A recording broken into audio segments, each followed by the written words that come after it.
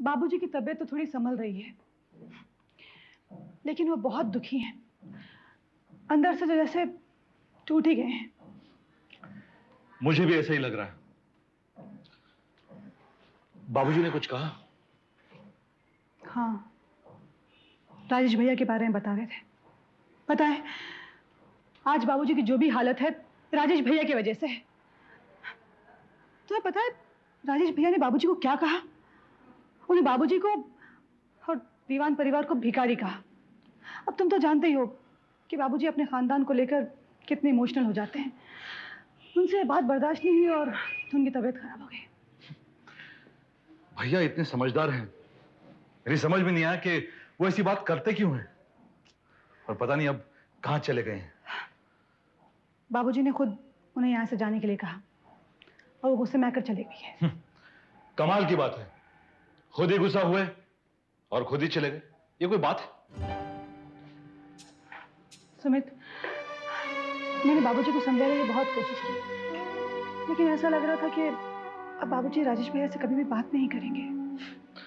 पायल, इस घर के झंझट खत्म कब होंगे? वो तो सब ठीक है, लेकिन इस वक्त राजेश भैया कहाँ होंगे, क्या कर रहे होंगे और हम लोग उन्हें ढूंढे कैसे? वो बच्चे थोड़ी ना है, समझदार हैं। गुस्सा ठंडा हो जाएगा, वापस आ जाएंगे। हाँ तो जाएंगे, लेकिन उनके और बाबूजी के बीच जो नाराजगी है वो क्या खत्म होगी? होगी। इस घर के इतने बड़े प्रॉब्लम सॉल्व हो चुके हैं, तो राजेश भैया और बाबूजी की मिसअंडरस्टैंडिंग भी क्लियर हो ही जाएगी। हेलो सुभद्रा, मेरे कपड़े पैक करके जहां मैं हूं। आप हो किधर? आपको घर की फिक्र है भी या नहीं? आपके पीछे घर में क्या हो रहा है? आपने कभी जानने की कोशिश भी की है? क्यों जानने की कोशिश करूं? हैं? मेरा इस घर से अब कुछ लेना देना नहीं है। इतनी बेइज्जती करके निकाला गया हूं यहां से। इस घर में तो मैं कदम नहीं रखूंगा अब। किससे रिश्ता नहीं है मेरा अब। ऐसे रिश्ते कभी टूटा नहीं करते। आपने बाबूजी को उल्टी सीधी बातें सुना दी। बाबूजी को इससे कितना सदमा पहुंचा है आपको पता है? आपकी वजह से बाबूजी को हार्ट अटैक हो गया है। अटैक? हाँ, उन्हें सीवियर हार्ट अटैक हुआ है और उसके जिम्मेदार आप हैं। इसकी जिम्मेदार तुम हो। छोटी छोटी बातों की शिकायतें करती हो उनसे, अब इसलिए बात बढ़ जाती है इतनी आगे। मुझ पर इल्जाम मत लगाइए। आपको बाबूजी के साथ ऐसा नहीं करना चाहिए था। ठीक है, अब हो गई मुझसे गलती, अब क्या करूं मैं? आकर बाबूजी से माफी मांगिए। आपकी बातों का उन्हें बहुत दुख हुआ है। मैंने कहा ना, मैं नहीं आऊंगा घर अब। क्यों? क्यों नहीं आएंगे? क्या बाप का प्यार आपके दिल से निकल गया? आप अपना फर्ज भूल गए? मुझे अपना फर्ज भी याद है और बाप का प्यार भी, लेकिन मैं घर नहीं आऊंगा। इतनी सी बात का बुरा मान गए आप? एक तो बाबूजी को आपने बातें सुना डाली और खुद ही नाराज होकर बैठ गए। अगर आप अपने पिता को प्यार करते हैं तो फौरन घर पर चले आइए। कैसे आऊं मैं? घर वालों से नजरें कैसे मिलाऊंगा? वाह, बाबूजी से नजरें मिलाकर उनकी बेइज्जती कर सकते हो। तो तुम समझने की कोशिश करो। मैं जिस रौब के साथ घर से निकला हूं, मैं घर वालों से क्या कहूंगा? वो क्या सोचेंगे मेरे बारे में? कुछ नहीं सोचेंगे। उल्टा आपके घर छोड़कर चले जाने से सब लोग बहुत दुखी हैं। आप घर पर आ जाइए। लेकिन सुभद्रा, मैं कुछ नहीं जानती। आपको मेरी कसम, आप फौरन घर आ जाइए। अब तुमने मुझे अपनी कसम ही दे दिया तो कैसे इनकार कर सकता? ठीक है, आता हूं।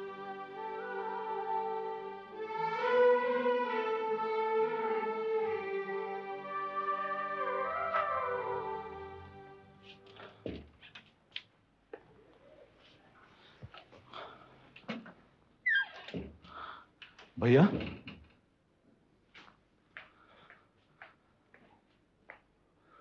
तुम ये मुझे घूर क्या रहे हो? ये देख रहा हूं कि घर का बड़ा बेटा घर की खुशियां छीन लेना चाहता था। देखो, बात को बढ़ाने से कोई फायदा नहीं है। जो होना था वो हो चुका है।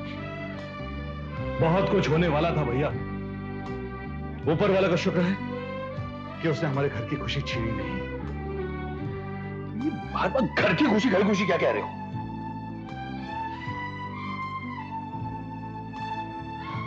भैया, एक खुशी छिन जाने से इंसान को बहुत बड़ा सदमा पहुंचता है। और बाबूजी हमारे घर की खुशी है। मैंने गुस्से में आकर बाबूजी को सब ये उल्टा सीधा बोल दिया है। मैं उनसे माफी मांगूंगा तो सब ठीक हो जाएगा। वाह भैया वाह, जख्मों पर मरहम लगाना चाहते हैं, लेकिन एक बात याद रखिए, मरहम लगाने से जख्म तो ठीक हो जाते हैं, लेकिन उसके निशान नहीं जाते हैं। आपने बाबूजी को बहुत कुछ कह दिया है और आपकी बातों से उन्हें बहुत बड़ा सदमा पहुंचा है। शायद वो आपको माफ भी ना करें। देखो, ये एक बाप और बेटे का मामला है, तुम्हें बीच में बोलने की कोई जरूरत नहीं है।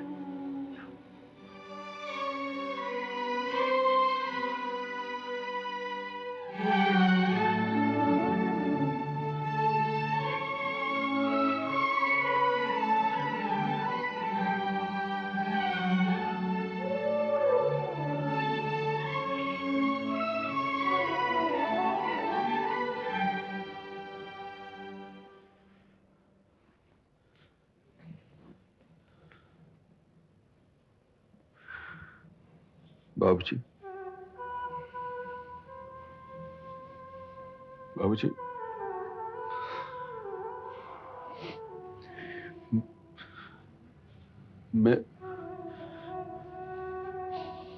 मेरी वजह से आपकी यह हालत हुई है। बाबूजी, मुझे माफ कर दीजिए। तुम क्यों माफी मांग रहे हो बेटे? गलती तो मेरी है कि मैंने तुम्हें डांट दिया। मैं ये भूल गया था कि तुम अब बच्चे नहीं रहे, समझदार हो गए हो। तुम भला गलती कैसे कर सकते हो? बाबूजी, मैं बहुत शर्मिंदा हूं। पता नहीं मुझे क्या हो गया था कि मैं अपने हाथों से बाहर हो गया। बेटा, मुझे दुख इस बात का नहीं है कि तुम अपने गुस्से पर काबू नहीं कर पाए, लेकिन दुख इस बात का है कि तुम घर छोड़कर चले गए। हम लोग अब एक दूसरे को इतना भी बर्दाश्त नहीं कर पाते। बस तुम सिर्फ घर छोड़कर चले जाते हो। बाबूजी, ये मेरी भूल थी। बाद में मुझे एहसास हुआ कि मैंने क्या गलत किया। गुस्से में इंसान शैतान हो जाता है बाबूजी। मुझे कुछ सोचता नहीं है कि क्या कह रहा हूं, क्या कर रहा हूं। जाने दो, अब इन चीजों का क्या फायदा। तुम जाओ, मुझे डॉक्टर ने आराम करने के लिए कहा है। बाबूजी, मुझे माफ कर दीजिए ना। आपकी नाराजगी मैं बर्दाश्त नहीं कर पाऊंगा। बेटा, अब ज्यादा बर्दाश्त करने की जरूरत नहीं। वैसे भी मेरी मौत का परवाना तो तैयार हो चुका है। पता नहीं ऊपर वाला कब उस परवाने पर मोहर लगा ले। और वैसे भी दिल के दौरे का क्या भरोसा। अगर दूसरा दौरा पड़ गया तो हो सकता है हमेशा के लिए मैं तुम लोगों को इस झंझटों से मुक्त कराकर चला जाऊं। नहीं बाबूजी, अभी आपको बहुत जीना हमारे साथ। आपको कुछ नहीं होगा, हम आपकी सेवा करेंगे। बेटा, अब मैं तुम लोगों को ज्यादा परेशान नहीं करना चाहता। बाबूजी, तुम जाओ, जाओ, मुझे अकेला छोड़ दो प्लीज। बाबूजी,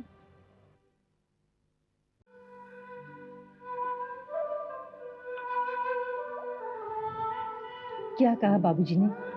क्या कहेंगे? वो तो मुझसे इतना नाराज है। मैंने उनसे कहा कि मुझे अपनी गलती का एहसास है, फिर भी उनकी नाराजगी दूर नहीं हुई। वो अपनी जगह बिल्कुल सही है। कोई भी बेटा अपने पिता से इस तरह की बात करेगा तो वो तो नाराज हो ही जाएंगे ना। ये सब तुम्हारी वजह से हुआ। मेरी वजह से? और नहीं तो क्या? ना तुम छोटी छोटी बातें उनसे कहती, ना बात यहां तक बढ़ती। मेरा इस दुनिया में है ही कौन? मैं उन्हें अपना ससुर नहीं, पिता मानती हूँ। वाह, तुमने तो उन्हें अपना पिता बना लिया, अब मुझे मेरे पिता से दूर कर दिया। आप गलत समझ रहे हैं।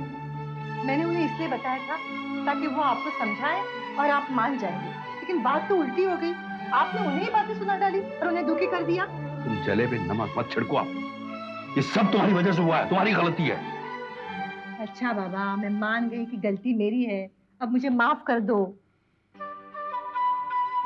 माफी तुम्हें क्या मिलेगी, भुगतना तो मुझे पड़ेगा। मुझसे इतने नाराज है वो, जिंदगी में कभी मुझसे इतना गुस्सा नहीं हुए थे। मुझे तो लगता है वो कभी मुझसे बात ही नहीं करेंगे।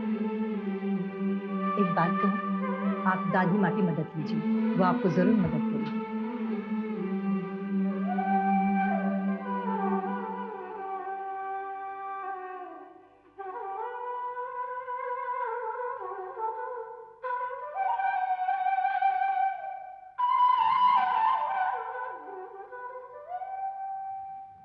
दादी दादी माँ, आप भी मुझसे नाराज हैं। और नहीं तो क्या, तूने बात ही ऐसी की है। दादी माँ, मैं बहुत शर्मिंदा हूँ।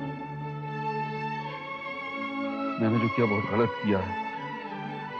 मैंने इस बात को लेकर बाबूजी से माफी मांगी, लेकिन बाबूजी मुझे माफ नहीं कर रहे। विशंभर ने कभी ऐसा किया है? घर में कितनी बातें हो गई, कितने झगड़े हो गए, कभी नाराज हुआ है वो? उसने हमेशा यही चाहा है कि घर का हर सदस्य खुश हो। जानता हूं दादी माँ, अब लेकिन मुझसे भूल हो गई। मैं अपनी गलती मानता हूं। अगर बाबूजी मुझे कोई सजा देंगे तो मैं वो भी भुगतने को तैयार हूं, लेकिन मैं चाहता हूं कि बाबूजी की नाराजगी दूर हो जाए, और इस काम में आप मेरी मदद कीजिए। तू जानता है विशंभर तुझसे क्यों नाराज है? इसलिए नहीं कि तूने उसके साथ जबान लड़ाई, बल्कि इसलिए कि तू बिना कुछ सोचे समझे घर छोड़कर चला गया। और क्या करता, बाबूजी ने कहा घर छोड़ के चला जा, मैं भी चला गया। ठीक है, विशंभर तुझसे गुस्सा हो गया, पर तेरा फर्ज था कि तू उससे माफी मांगे, गिड़गिड़ाए। अगर विशंभर तुझे माफ नहीं करता तो मैं तेरा साथ देती। हाँ दादी माँ, मुझसे गलती हो गई है। अब आप ही मेरी मदद कीजिए। बाबूजी मुझसे बात नहीं करेंगे तो मेरा दम घुटेगा, मैं जी नहीं पाऊंगा। आप उनसे कहिए मुझे माफ करते हैं, मैं आइंदा ऐसी गलती नहीं करूंगा। राजेश, पछतावे के आंसू इंसान की गलती की सबसे बड़ी सजा है। समझ लो तुझे सजा मिल गई। मैं विशंभर से बात करूंगी, समझाऊंगी उसे, वो मेरी बात नहीं टालेगा।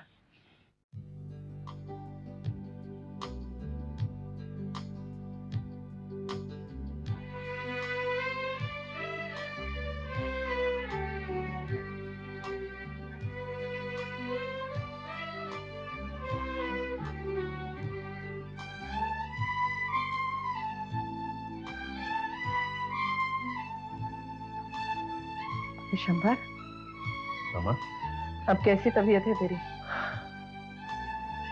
माँ के आशीर्वाद के सामने तो मौत भी पलट कर भाग जाती है। तुमने देखा नहीं माँ, मौत कैसे पीछा छोड़कर भाग गई? बस बस, बातें मत बना। अच्छा एक बात बता, आजकल तुझे गुस्सा बहुत आने लगा है, बहुत तेवर चढ़ने लगे हैं तेरे। क्यों माँ, ऐसा क्यों कह रही हो? मैंने क्या किया? क्यों? कोई पिता अपनी औलाद से रूठता है? रूठने का अधिकार तो सिर्फ बच्चों को है, फिर तू राजेश से कैसे रूठ गया? माँ, मैं क्या करूं? उसने कुछ हरकत ही ऐसी की। माँ तुम जानती हो, पहले तो वो कुछ बड़ी बड़ी बातें करने लगा और बाद में घर छोड़कर चला गया। इस घर का बड़ा बेटा है माँ, बड़ा बेटा। क्या उसको ऐसी हरकत करनी चाहिए थी? उसने जो हरकत करनी थी कर दी, पर तू ऐसी हरकत करे? दुनिया क्या कहेगी? चल, गुस्सा थूक दे, माफ कर दे उसे।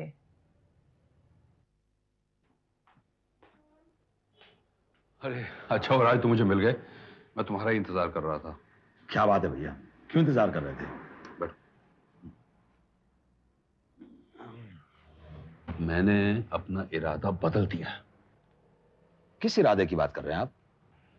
मैं जतिन से अपना हिस्सा वसूल करना चाहता था ना, जिसके लिए तुम्हारे लोगों ने जतिन को धमकी भी दी थी। नहीं नहीं, ये आपको गलतफहमी हो रही है। उन्होंने जतिन को धमकी नहीं दी थी, बल्कि उनके पैसे वसूल करने का तरीका यही है। अब आप क्या चाहते हैं? मैं अब ये चाहता हूं कि तुम अपने लोगों से कह दो कि वो जतिन के पास दोबारा नहीं जाए। ये आप क्या कह रहे हैं? हाथ आई हुई दौलत कमाना चाहते हैं आप? देखो, मैं ये कोर्ट कचहरी में नहीं पढ़ना चाहता हूं, ना ही किसी झगड़े में इन्वॉल्व होना चाहता हूं। ठीक है, अगर आप ही कह रहे कि मैं उनसे कह दूं कि वो जतिन के पास ना जाए, तो मैं कह दूंगा। लेकिन एक बात कहूं, ये आप गलत कर रहे हैं। मैंने फैसला कर लिया और मैं अपने फैसले को बदलूंगा। राजेश भैया, एक बात कहूं, आज के दौर में दौलत से बढ़ के कुछ भी नहीं। ठीक है, मैं ये कहता हूं कि आप आधी जायदाद के लिए ना लड़े, लेकिन जितनी ज्यादा आए वो तो ले ले,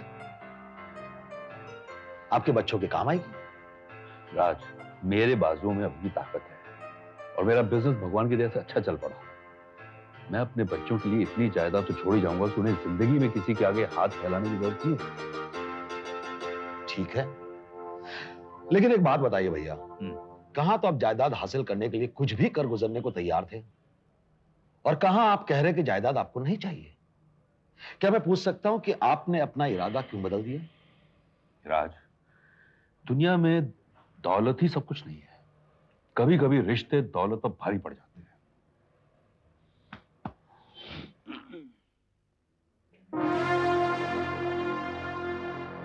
जितनी आसानी से आप उन गुंडों का पीछा छुड़ाना चाहते हैं, उतनी आसानी से वो छोड़ेंगे नहीं।